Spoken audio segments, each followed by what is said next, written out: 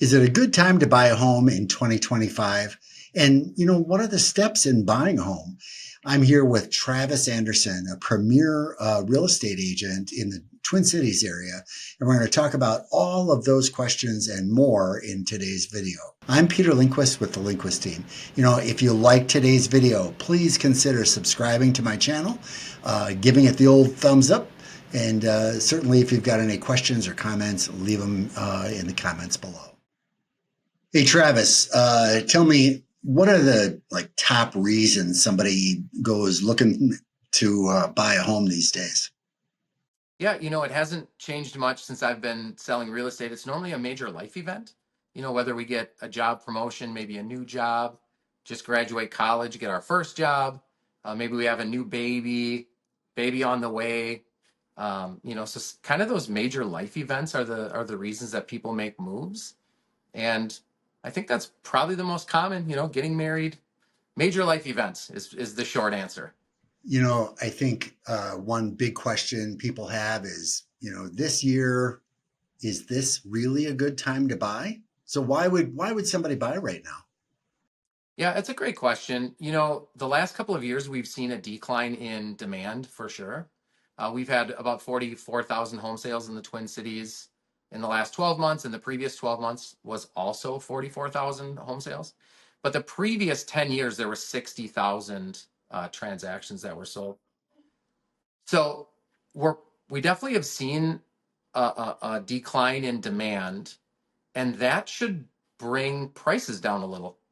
And so we're seeing that, at least a flattening of the curve over the last 12 months or 24 months. And so that's a good reason to buy. The other thing that I would say is I don't know a lot of people who would say that, they wish they hadn't purchased their home 15 years ago, right? And so 15 years from today, people will be having sort of that same conversation. And so as long as you're looking to purchase a home for the long term, not a 2 year, 3 year conversation, as long as you're looking to purchase a home for 10 or plus years, I think today is the best time to buy. And then, of course, when today passes, then tomorrow would be the best time to buy. And hey, I'm just going to mention something from the lender's perspective too. That uh, if the market is slower, sellers tend to be a little bit more negotiable, is my understanding. And then, for buyers that need seller paid closing costs, this is the time to do it. But once the market gets hot again, over the last 3 years, that really hasn't been a possibility. Yeah, I think that's a fair assessment of how the negotiation works. Yeah, when the demand is lower, you get a little more leverage. I think that's true. Okay, so what's the first step? I'm sitting at home on a weekend. I'm tired of renting. What's the first step in buying a home?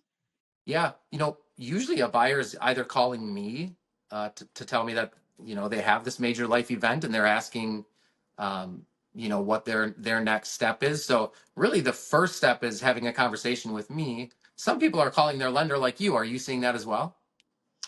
Yeah, but I encourage people to call their realtor first. The Yeah, reason is you've got exciting stuff to talk about. I've got loans and numbers and credit and stuff. I mean, it's just not as fun. So I like yeah. them to talk to you first. Yeah, I mean that's a good point, right? We get to that first conversation, we normally get sort of into the, you know, what's important to you about the move, and we get to talk about their new job or their new baby or their new wedding or whatever. So it's really exciting conversation. And then we move into, what is specifically are they looking for in their home? So that conversation can be maybe 30 minutes long or something. And then we normally schedule another follow-up meeting, or we schedule them to make a phone call to someone just like you. So, I think for a lot of people, they hear that and they say, oh, that sounds like a good idea. But you know what? I'm just going to go look at a bunch of random open houses. So, can you tell me a little bit about kind of the facts about open houses, not only before they meet you, but once they're working with you? Sure. Yeah, I think open houses are good. We've seen more open houses over the last couple of years because of the lower demand. So you'll see realtors host open houses, but the national average is less than 3% of all homes are held open. So if you're looking to see an open house, you're really only seeing 3% of the market. So I think that that's an important piece of the puzzle. The second thing too is there's going to be a realtor at the open house, and they're of course representing the seller, which means they have no due diligence to you as a client. They do have to treat you with respect and things like that. It's called customer relation, but there's not a client relationship there. So, you know, their due diligence is to the seller. So you don't want to accidentally stumble upon the perfect home at an open house and then say the wrong thing and then end up maybe paying more for the house. So that can happen. Um, I don't, look, I'm not a huge negative Nelly about open houses. I get it. If somebody's excited about buying, they might want to look at open houses.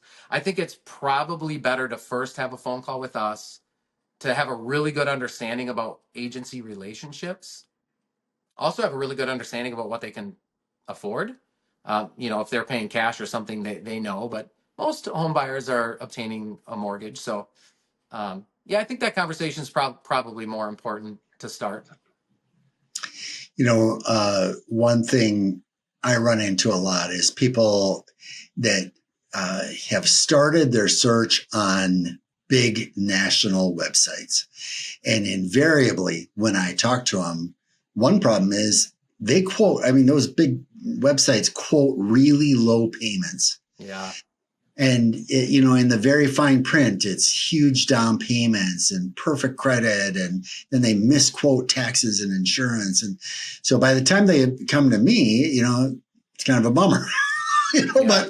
But I know there's downsides from your side of things too. Can you tell me a little bit about what happens when a buyer's looking at a big national website? Yeah, the insider baseball information on it is that our database of homes as realtors communicates with websites differently. And so some websites we have a direct link to.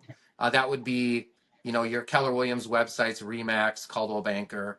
Our multiple listing service communicates with them directly.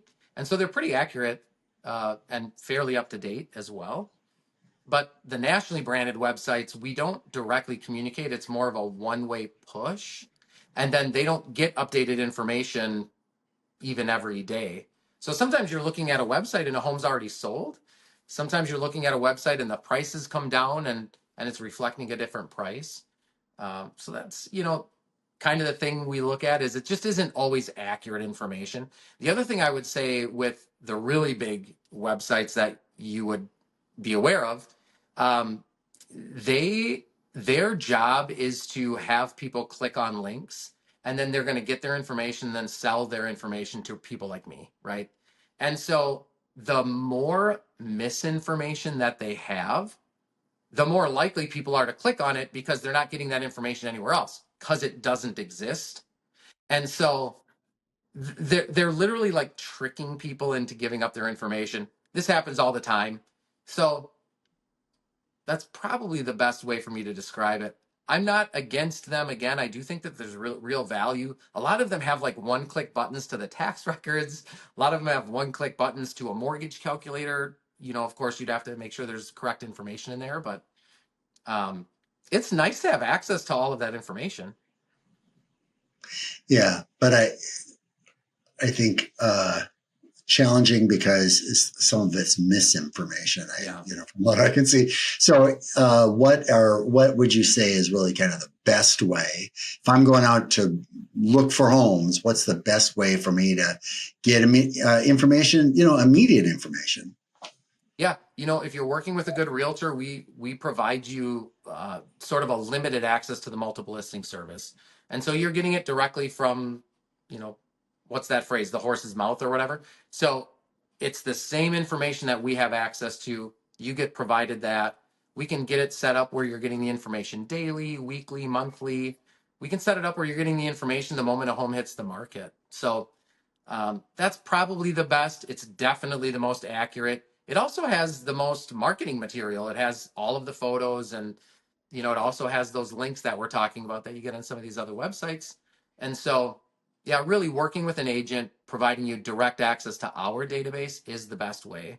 And I would just add too, a lot of people will tell me they're like, oh, I'm on the MLS because there's that one website that's called the MLS online. The MLS Online is just like all of the other websites that we were talking about a second ago.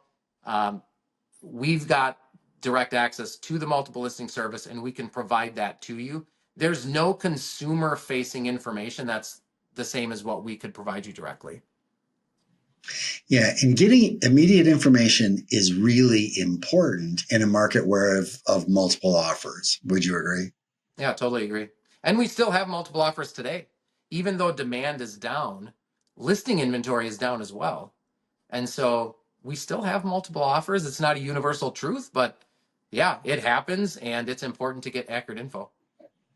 Okay, so I've talked to you. I'm super excited. I found a couple of listings that you've sent to me. They look attractive. Tell me a little bit about what it's like. I mean, do I drive with you? Do I meet you? I mean, what happens? What happens when I go look at a home? Yeah, like the showing process, you mean explicitly? So most of the time we're meeting at the first property. Sometimes once we're done with the one home showing, and that might take 10 to 15 minutes. It's just us. It's a private showing. So it's me and my clients. You can get through a home in 10 to 15 minutes, and then we're just on to the next home. We normally look at 4 to 8 homes per time, depending on, if it meets their needs and stuff. And so sometimes they'll hop in my car. But most of the time, again, it's people are getting married. And so it's, an engaged couple driving around their own car, and we're just sort of caravanning to the next property. I bet that can be kind of a challenge to remember. I mean, if you're going out to look at homes and you're looking at eight, I mean, which one do you like the best? I mean, was Yeah. it that third one? I mean, how do you keep track Yeah. of it? Yeah. One of the things that we like to ask people is real simple when you're done with the showing. It's like, what do you think? And, buyers have a really good understanding about what they like and what they don't like, but it does take time. So that very first time we're out, you're probably going to look at 4 to 6 homes, maybe 7 homes. And it's really just a primer for the next time you go out, to be honest with you. And then you can start to really compare. Well, remember that third home we looked at? And I normally what I do is I'll nickname the houses. So we might call it the green carpet house, or we might call it the garage home because maybe it's a 4-car garage or something like that, or the baseball field house if it's backed up to a baseball field. And then that way it'll trigger in their mind you know what that the rest of that home looks like. So it's just what'd you think of the baseball house, and they'll tell me. And usually, if it's one that we all know they're not going to buy, I'll always just say, okay, let's move on to the next one. I'll just tell them you're not interested. Let's move on. And the human brain's amazing. We just forget about it and we just move on to the next house. It's no big deal.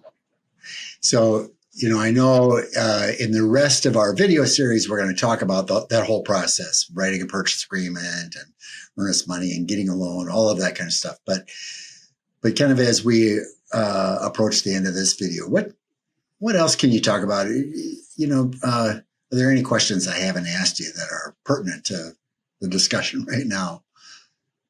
Yeah, in regards to just getting started, people will go through these life events. They're going to have these conversations at home and with their families and around the dinner table and whatever. It's perfectly acceptable to call me or to call you and not buy a house, right? So I think people don't necessarily have to feel that intimidation factor with us. I'm happy to explore the conversation with our clients, and if they decide not to buy, that's totally fine. So I think that's probably the biggest thing, is to sort of let the guard down and just make that phone call, and let's start the conversation and see if it makes sense, if now's the right time. Okay, that sounds great.